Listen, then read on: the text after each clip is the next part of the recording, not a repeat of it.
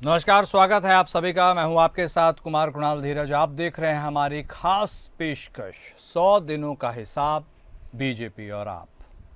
रेखा गुप्ता को दिल्ली की मुख्यमंत्री बने हुए और दिल्ली में भारतीय जनता पार्टी की सरकार बने हुए 100 दिन लगभग पूरे हो गए और इसको लेकर आम आदमी पार्टी के प्रदेश अध्यक्ष सौरभ भारद्वाज ने बीजेपी पर निशाना साधा है।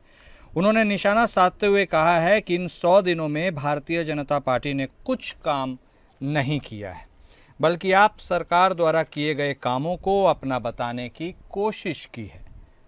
जहां एक तरफ भारतीय जनता पार्टी 100 दिन पूरे होने पर जनता को अपने काम गिना रही है, तो वहीं आम आदमी पार्टी सरकार उसको मुद्दा बनाकर बीजेपी पर तीखे प्रहार कर रही है। दरअसल सौरभ भारद्वाज ने मोहल्ला क्लिनिक का मुद्दा उठाते हुए बीजेपी पर निशाना साधा है। उन्होंने कहा कि पोस्टर और बैनर लगाने से काम नहीं चलता, जनता जानती है कि असली काम किसने किया है।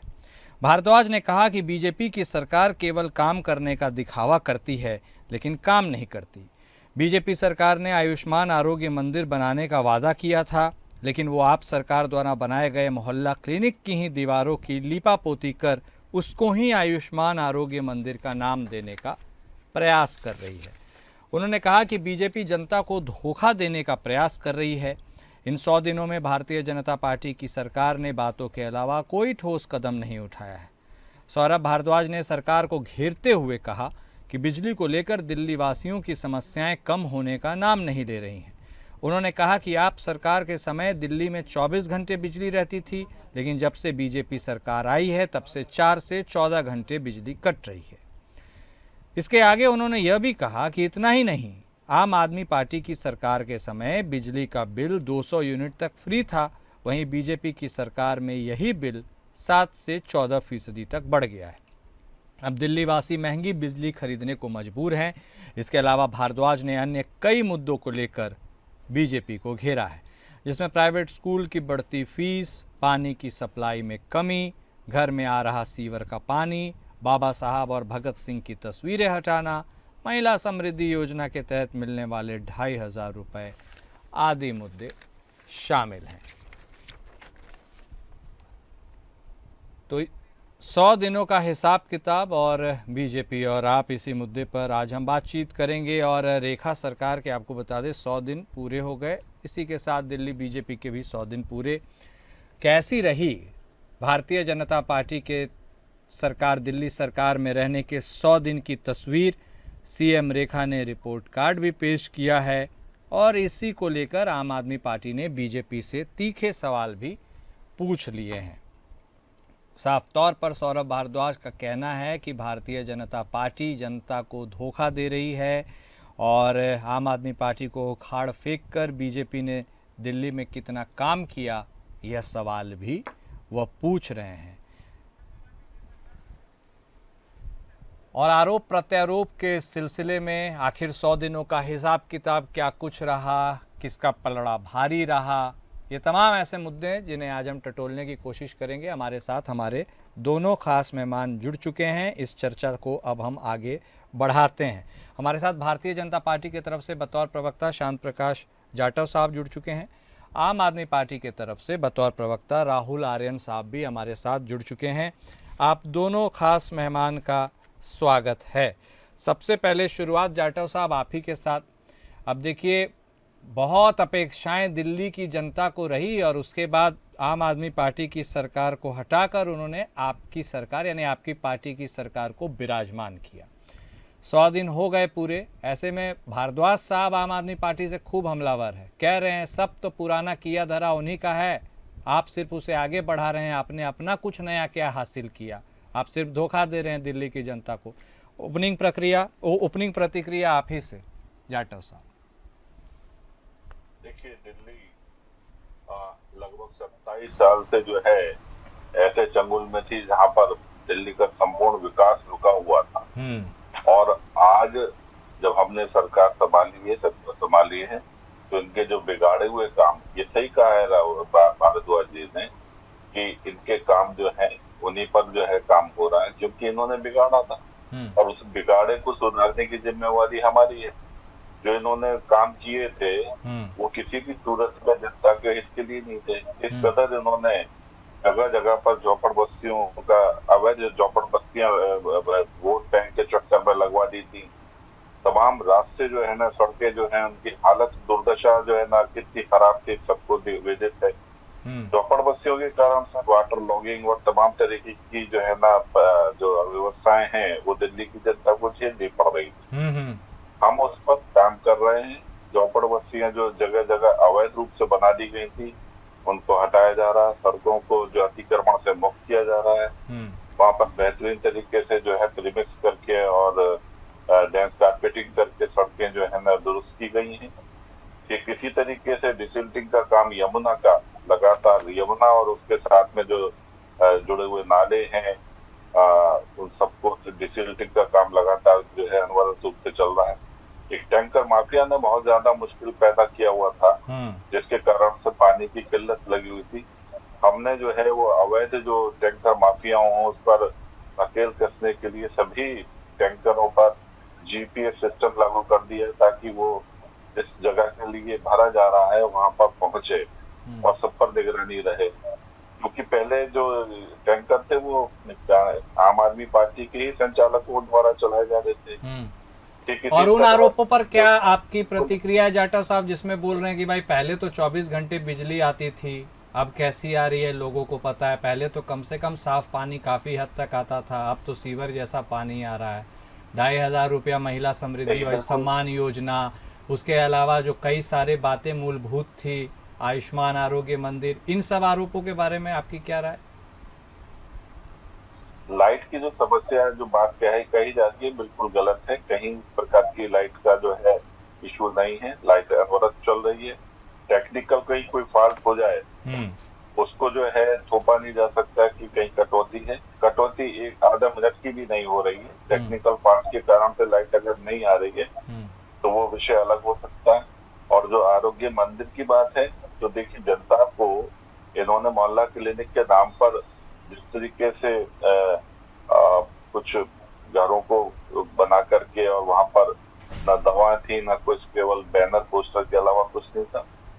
ठीक बात है, वहां पर जो पहले मोहल्ला क्लिनिक बने हुए थे उन जो विधिवत रूप से जो बने हुए हैं उनको बेहतर करके और वहां पर जो आरोग्य मंदिर हम उसका काम दे रहे हैं ताकि वहाँ की जनता जो है उसका लाभ ले सके। ठीक है, कुल मिलाकर इतना ही बताइए जाटव साहब, 100 दिन लगभग पूरे हो गए हैं दिल्ली सरकार को, नई दिल्ली सरकार को, आप उसके क्रियाकलाप से संतुष्ट हैं ना सर? मैं नहीं, दिल्ली की जनता संतुष्ट है। आप भी उसी में तो हैं। जनता को दिखाई दे रहा है। हाँ, दिल्ली की जनता संतुष्ट है और दिल्ली की जनता को महसूस हो रहा है कि हाँ वाकई हमने जो है एक सही नेतृत्व को 27 साल के बाद में चुना है। ओके आर्यन साहब, रुख अब आपका करते हैं। मूलभूत सवाल जवाब हो गए, प्रतिक्रिया अब आपसे भी लेनी है। देखिए जाटव साहब बतौर पार्टी के प्रवक्ता और एक आम जनता के लिहाज से कह रहे हैं संतुष्ट हैं, आप में इतना असंतोष क्यों है आर्यन साहब, बता दीजिए। नमस्कार कुणाल जी, आपके सभी दर्शकों को ढेर नमस्कार। देखिए 2-3 बातें जाटव साहब ने कही और बड़ी अच्छी बातें कही। अच्छी बातें मैं इसलिए कह रहा हूँ कि 11 सालों के अमित शाह के शासन को वो बार बार उसके कमियों को सामने ला रहे थे, तो अच्छी बात है वो विपक्ष का काम अमित शाह का कर रहे थे। मैं बताऊंगा कौन कौन सी बातें कह रहे थे, एक एक करके आते हैं। अमित शाह ने कहाँ पे काम किया? मैं बता रहा हूँ, गृह मंत्री के रूप में अमित शाह, मैं बता रहा हूँ ना, दिल्ली में अमित शाह जी का तो कोई रोल नहीं है। हाँ, थोड़ा सरप्राइज मुझे भी लगा, लेकिन जाटव साहब सुन लेते हैं। बोलिए आर्यन साहब। जब तक आप बोल रहे थे मैं चुप सुन रहा था। हाँ बोलिए बोलिए बोलिए बोलिए सर, बोलिए। बोल रहे हैं 11 सालों से दिल्ली में लॉ एंड ऑर्डर की सारी व्यवस्था अमित शाह और बीजेपी के हाथों में है। और जाटव साहब का कहना है कि दिल्ली में झोपड़ बस्तियां बस गई।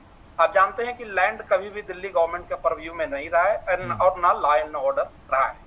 तो अवैध झोपड़, एक तो इनको गरीबों से बड़ी दुश्मनी है, बड़ी नफरत है गरीबों से, एक एक करके। इसीलिए गरीबों के हित में चलने वाली, प्रधानमंत्री ने द्वारका की रैली में स्वीकार किया था कुणाल जी कि दिल्ली में जनहित की चल रही योजनाओं को हम बंद नहीं करेंगे। यानी कि या तो प्रधानमंत्री जी झूठ बोल रहे हैं या संत प्रकाश जाटव जी झूठ बोल रहे हैं, दोनों में एक आदमी तो झूठ बोल रहा है। दूसरी बात, प्रधानमंत्री जी ने स्वीकार था कि 8 तारीख डेडलाइन रखी थी, 8 मार्च को। हमने तो नहीं कहा था कि डेडलाइन फिक्स कर दो, 8 मार्च को प्रधानमंत्री कह रहे हैं, कोई दिल्ली का नेता नहीं कह रहा, बहुत इकबाल है, देश के प्रधानमंत्री है, बहुत बड़े कद के नेता है, इकबाल है उनका। 8 मार्च गुजर गए, न होली का सिलेंडर आया, न 2500 रुपए खातों में आए। दूसरी बात, तीसरी बात, इनका कहना है सड़कों पे अतिक्रमण है। सड़कों पे अतिक्रमण है तो दिल्ली पुलिस की राजनीतिकरण को टूल्स बना के आपने दिल्ली पुलिस का अवैध इस्तेमाल, दिल्ली पुलिस का गलत इस्तेमाल करके सड़कों पे अतिक्रमण क्यों होने दिया? ये तो सवाल इनका अमित शाह से है। टैंकर माफिया और पानी की बर्बादी की जो सवाल उन्होंने 11 साल में केजरीवाल सरकार से पूछे, उसके बारे में सिर्फ इतना आप इनको बताना चाहता हूं कि दिल्ली सरकार ने लगभग सारी कॉलोनियों में पाइपलाइन बिछाया है। हम जीपीएस के मॉडल पे नहीं चल रहे भाई साहब, कि टैंकर बने रहे, ये इनका मॉडल है। हमारा मॉडल है कि टैंकर हो ही ना, टोटी से पानी है। और आपने देखा होगा चुनाव से ठीक पहले आरओ वाटर की शुरुआत हमने राजेंद्र नगर में की थी। मैं मूलभूत बात क्या कहना चाह रहा हूँ, मोहल्ला क्लिनिक पे इनका सवाल था। 2024 का डेटा है गवर्नमेंट का, 1.94 करोड़ फुटफॉल है मोहल्ला क्लिनिक पे। आप इन डेटाओं को कैसे इग्नोर कर देंगे? एक एक करके आते हैं कि इन्होंने पिछले 100 दिनों में किया क्या है। पिछले 100 दिनों में इनके एक्शन से ये लग रहा है कि इनके पास विजन नहीं है, इनके पास कोई दूरदर्शिता नहीं है। क्या कर रहे हैं? एक बहुत छोटा सा उदाहरण दे रहा हूं आपको। दिल्ली सरकार में एक बिजनेस ब्लास्टर्स करके कार्यक्रम चलता था, जिसमें हम यंग जो उद्यमी थे, जो स्कूल में और कॉलेज में पढ़ने वाले लोगों को क्या किया उन्होंने, उसका नाम इन्होंने नींव कर दिया।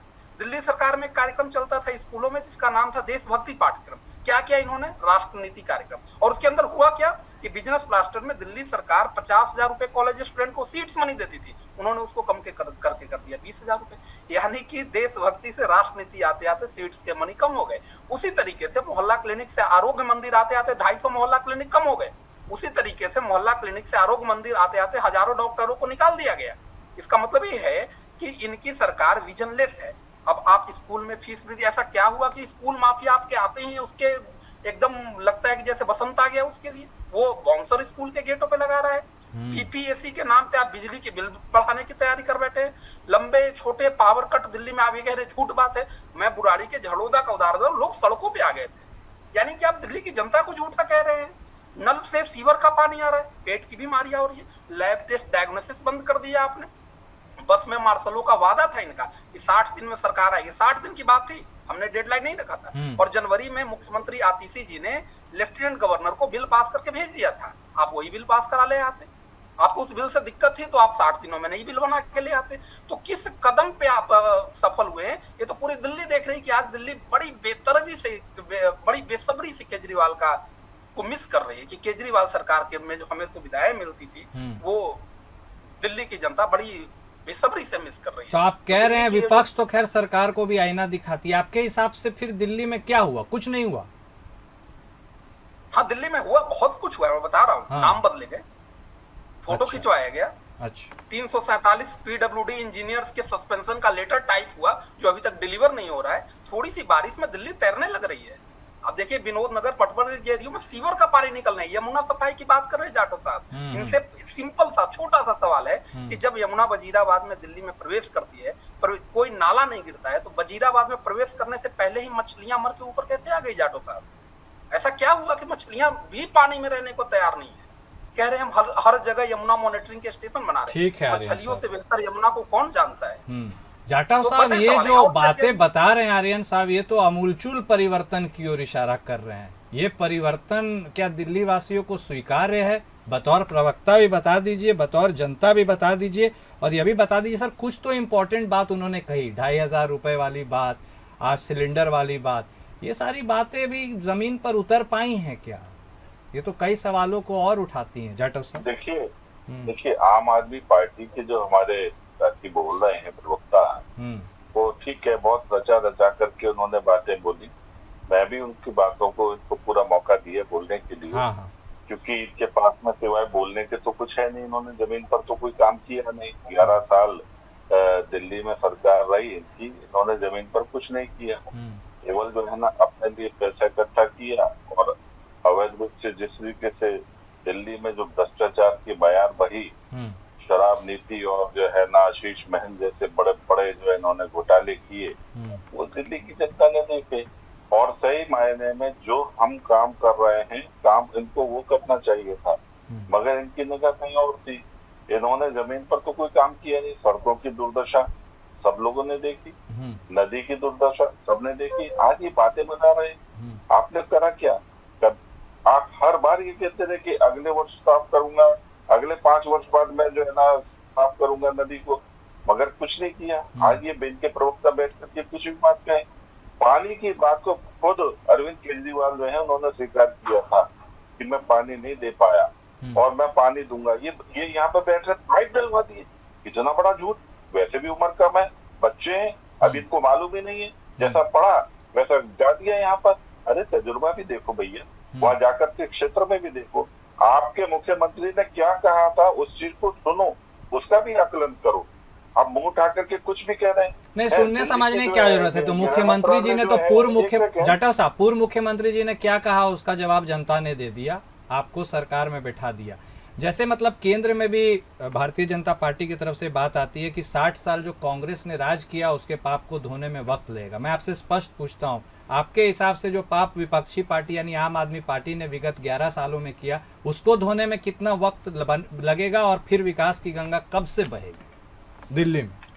मैं तो कुणाल जी एक बात कहूंगा, आज आप गाड़ी में बैठ करके एक बार दिल्ली को दोनों तरफ से कुछ 10-20-25 किलोमीटर घूम करके आओ, आपको दिखाई दे जाएगा कि स्थिति क्या है।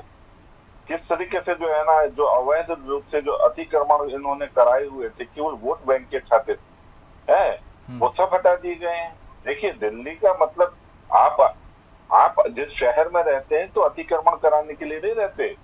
आपको अगर कोई अतिक्रमण कर रहा है तो उसके लिए व्यवस्था बनाए, और अगर व्यवस्था नहीं बनाते तो वो अपना कहीं किराए के मकान में जाकर के रहे। सड़क पर आप झुग्गियां बनवा देंगे क्या? खाली पार्कों में झुग्गियां बनवा देंगे क्या? कह रहे हैं कि आप गरीब विरोधी हैं, गरीब विरोधी आज जब उनको हटाया जा रहा है तो वो सब ब्लेम दे रहे हैं कि भाजपा गलत करा रही है। अरे भाजपा तो नियम से करा रही है। जो पार्क वहाँ के बच्चों के लिए बना था उसको आपने अवैध रूप से कब्जा करवा दिया, और पर्टिकुलर रोहिंग्या को। इस तरीके से काम चलेगा क्या? आपने दिल्ली को बांग्लादेश बना दिया था। अरे भैया ऐसा नहीं। अब ये जो यहाँ पर जो अराजक पार्टी थी उसका हवा हो चुकी है, और उसके साथ में उसको वोट देने वाले लोग जो उसके सड़कों के किनारे और पार्कों में अवैध कब्जा करके बैठे हुए थे, उन सबको भी यहाँ से जो है ना डिप्यूट किया जा रहा है जहाँ के वो लोग मुल्क के हैं। तो अब दिल्ली साफ होने जा रही है, खूबसूरत होने जा रही है, और दिल्ली वालों की दिल्ली जो है एक जो दिल में बसा करती थी उसी स्वरूप में वापस आने जा रही है। ठीक है, आर्यन साहब कह रहे हैं कि बाहर निकलिए, देखिए तो समझ में आएगा दिल्ली क्या है, और जो अतिक्रमण था उसके ऊपर कार्रवाई हुई है। ये सारी बातें तो आपने खैर सुन समझ ली, आप भी तो सुन ही समझ रहे हैं। अब आप यह बताइए कि आगे आने वाले समय में यदि आपके हिसाब से भारतीय जनता पार्टी शासित सरकार ने कुछ नहीं किया है तो आप क्या करेंगे? देखिए, दो बातें मैं आपसे कहना चाहूंगा। एक तो जाटव साहब का सवाल है कि दिल्ली में रोहिंग्या आ गए, अतिक्रमण करा दिया गया। तो मैं डिबेट के प्रारंभ में ही बोला कि जाटव साहब मार्गदर्शन मंडल के करीब है, तो हो सकता है अमित शाह से इनकी ज्यादती चीजें चल रही होगी। रोहिंग्या दिल्ली में आ गए कुमार कुणाल जी, कहाँ से आ गए?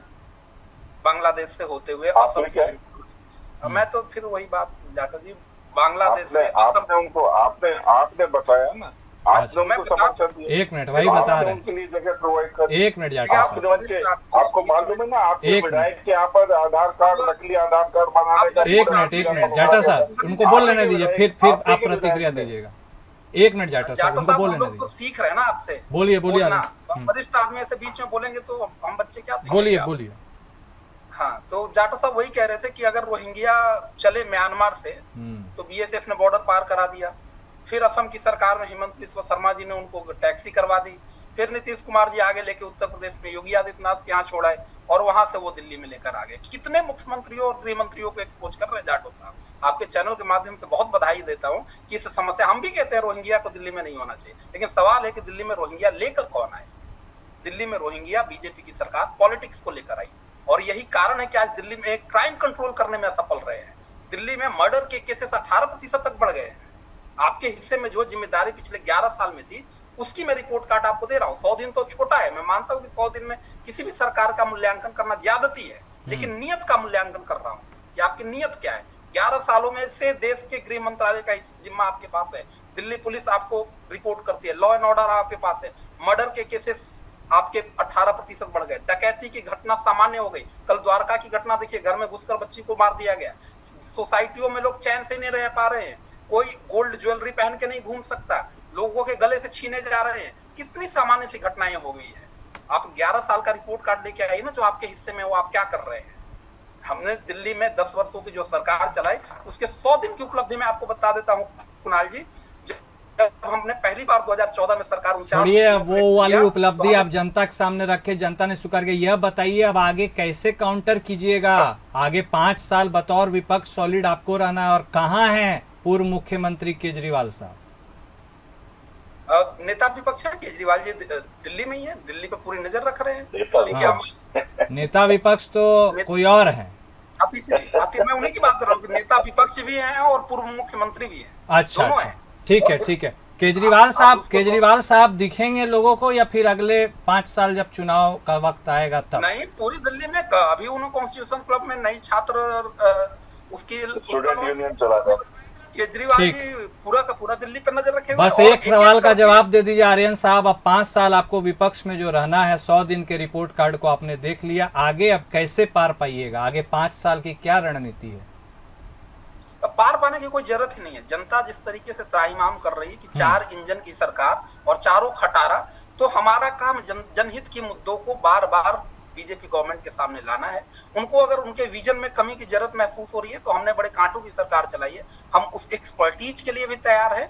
हम जनहित के तमाम मुद्दों पे बीजेपी गवर्नमेंट के साथ हैं। उनको अगर कोई एक्सपर्टीज चाहिए, उनको कोई सुझाव चाहिए, उनको कोई मार्गदर्शन चाहिए, तो हम एक कंस्ट्रक्टिव विपक्ष की भूमिका निभाने के लिए तैयार है। लेकिन हाँ, अगर वो अपने डेडलाइन को मिस करेंगे, अगर वो जनता को बरगलाएंगे, अगर वो प्रोपेगेंडा क्रिएट करेंगे, अगर वो फोटो ऑप्स करेंगे, हम उसके लिए भी तैयार। ठीक है, बहुत शुक्रिया आप दोनों खास मेहमान का हमारे साथ इस चर्चा में शामिल होने के लिए और अपना वक्त देने के लिए। तो देखिए, 100 दिनों के रिपोर्ट कार्ड के बाद दिल्ली की जनता को भी तय करना है कि किए गए वादे, दावे, इन सब में कितनी ज़मीनी हकीकत है।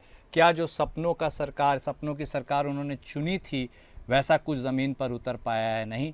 बतौर विपक्ष भी इसको समझने की ज़रूरत है कि जिस दायित्व के लिए उनको चुना गया है, वह उस दायित्व को बखूबी निभाएं, और घूम फिर कर वही जनता की बात जनता ही जाने। मेरे साथ फिलहाल इस खास पेशकश में इतना ही। नमस्कार।